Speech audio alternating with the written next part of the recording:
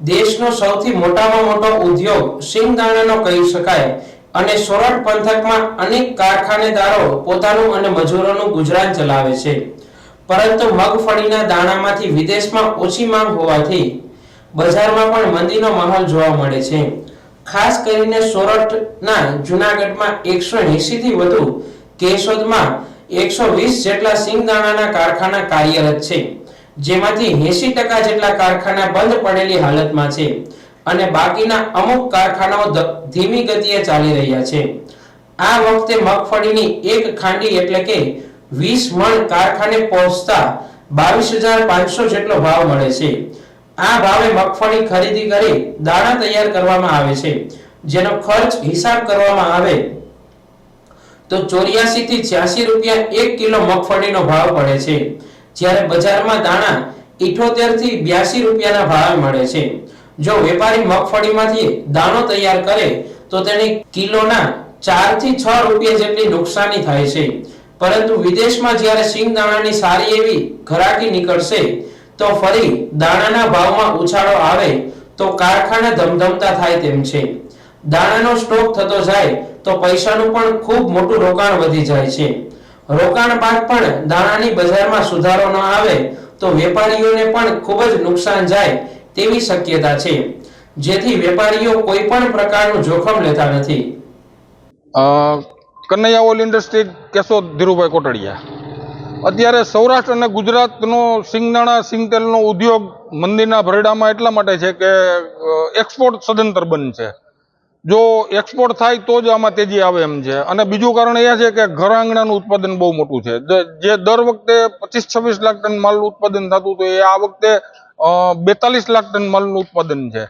જો એક્સપોર્ટ ન થાય, સિંગતેલ અને સિંગદાણા એક્સપોર્ટ ન થાય તો આ માલ ખૂટે એમ નથી અને આનો ભાવ આવે એમ નથી। જો ગવર્મેન્ટ આમાં કંઈ રસ લે અને એક્સપોર્ટ અને સિંગતેલ અને સિંગદાણા એક્સપોર્ટ કરે તો જ આ વસ્તુમાં ભાવ વધી શકે એમ છે। મારું નામ નરેન્દ્ર અઘેરા, શુભમ એગ્રી સીડ્સ કેશોદ। અત્યારે અમારા સિંગદાણા ઉદ્યોગમાં જૂનાગઢ કે ઓલ સૌરાષ્ટ્રમાં બધે બેંક લોનું અને વ્યાજ સહાય ને સીસી ઉપર જ બધું ચાલે છે ને બેંક લોન ઉપર ચાલે છે।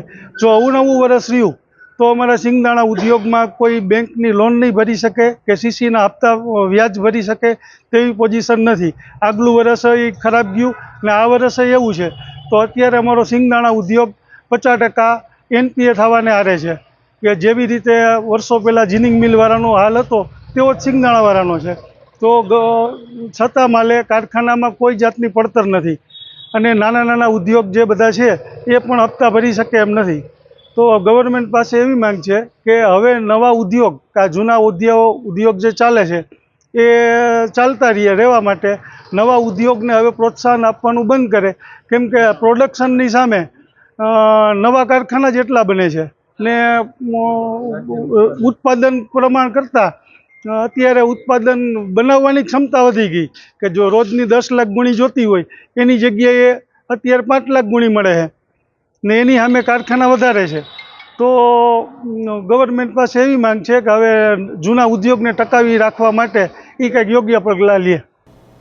ગત વર્ષે પણ મગફળીના ઓછા ભાવ રહ્યા હતા અને તેમાં પણ વેપારીઓની આશા મુજબ ઉછાળો ન આવતા મગફળીનો સંગ્રહ કરતા વેપારીઓને તેજીની આશાને મોટી નુકસાની થઈ હતી।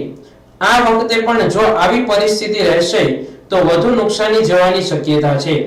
જ્યારે જૂનાગઢ જિલ્લાની 3.28 લાખ હેક્ટર વાવેતર લાયક જમીનમાંથી 1.92 લાખ હેક્ટરમાં તેમજ ગીર સોમનાથ જિલ્લાની 1.48 લાખ હેક્ટર વાવેતર લાયક જમીનમાંથી 78,000 હેક્ટર જમીનમાં અને પોરબંદરમાં પણ 10 લાખ હેક્ટર જમીનમાંથી 75,000 હેક્ટર જમીનમાં મગફળીનું વાવેતર કરવામાં આવ્યું છે। ત્યારે પૂરતા મગફળીના ભાવ ન મળતા ખેડૂતોને નુકસાની થાય છે, પરંતુ સિંગદાણાના કારખાનેદારોને પણ નુકસાનીનો ભોગ બનવું પડે છે। મારું નામ ચિરાગ વણપરિયા છે। જૂનાગઢ જિલ્લામાં સિંગદાણાની ફેક્ટરી ધરાવું છું। અત્યારે અમારા ધંધામાં ડિસ્પેરિટી મોટી છે।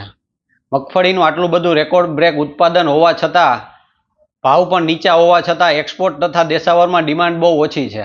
મગફળીનું આમ જોઈએ તો છેલ્લા 5-6 વર્ષથી આ ભાવ ઊંચા હતા અત્યારે જે ભાવ જે બોટમ છે છતાં પણ 2 પૈસા રડતા નથી કોઈને.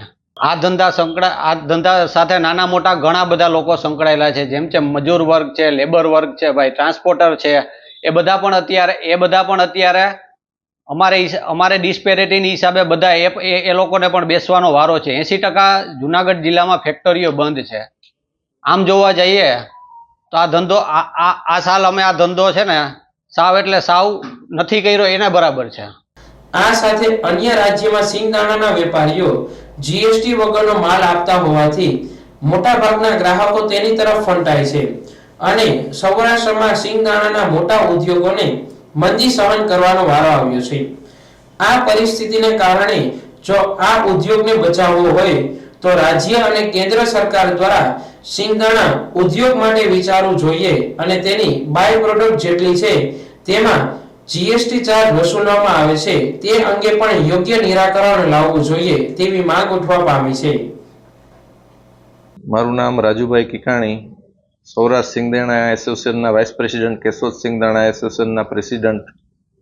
મગફળીનું ઉત્પાદન છેલ્લા 4 વર્ષની અંદર આ રેકોર્ડ બ્રેક ઉત્પાદન છે અને છેલ્લા 5 વર્ષની અંદર નીચામાં નીચા ભાવ છે અને દાણામાં એક્સપોર્ટમાં ડિમાન્ડ નથી અને દેશાવરની અંદર પણ સિંગદાણા કોમર્શિયલની ડિમાન્ડ નથી અને તેલની પણ થોડી ઘણી ઓછી ડિમાન્ડને હિસાબે જુનાગઢ જિલ્લાની આશરે 500 ફેક્ટરીમાંથી લગભગ 20% ફેક્ટરી ચાલુ છે, બાકીની બધી ફેક્ટરી બંધ છે. એને હિસાબે એના સંલગ્ન બિઝનેસ ટૂંકમાં લેબર લોકોને તકલીફ છે, ટ્રાન્સપોર્ટેશનને એ બધા ધંધાને પણ થોડી ઘણી અસર થાય છે.